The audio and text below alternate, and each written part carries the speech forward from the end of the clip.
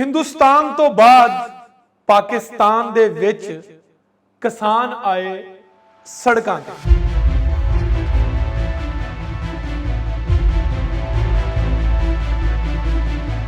की ने किसानां दे मुतालबात नवी हुकूमत कर सकेगी पूरी किसानां दियां डिमांडां।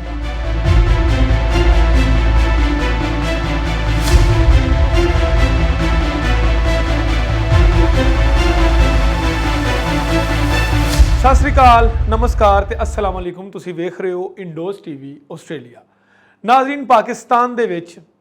हिंदुस्तान दी तरह किसान आए ने सड़कां दे।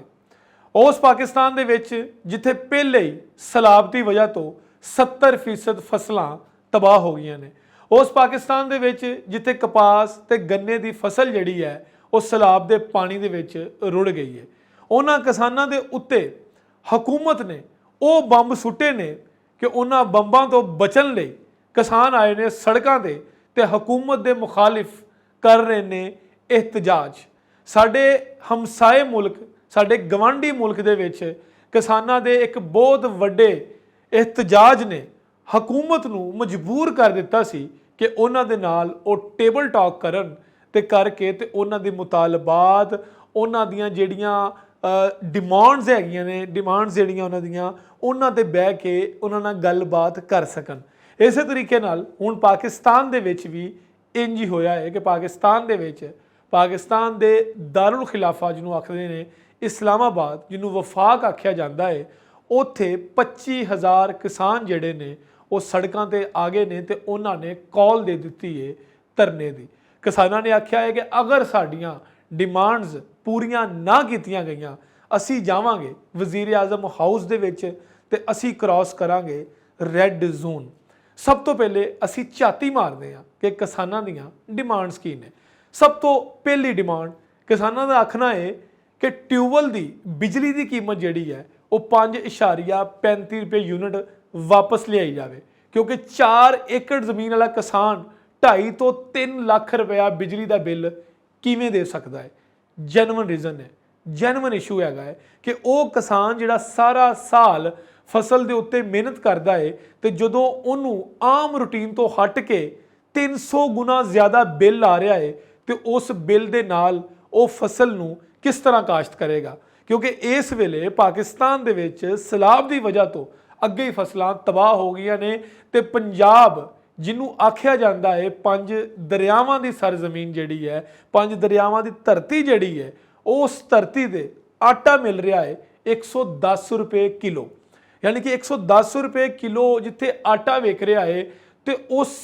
आटे की काश्त करने वाला किसान है, जो उन्होंने बिजली का बिल 2.5 तो 3 लाख रुपया मिलेगा फिर आटा इत्थों नहीं लभेगा, आटा नायाब हो जाएगा। किसानां दे सब तो वड्डी डिमांड जिहड़ी इस टाइम जिहड़ी जेन्युइन डिमांड है वो ये वे कि बिजली के बिल जिहड़े ने वो घट कीते जाण, क्योंकि जिन्ने यूनिट इस्तेमाल हुंदे ने उस यूनिट इस्तेमाल होने तो बाद तकरीबन 110%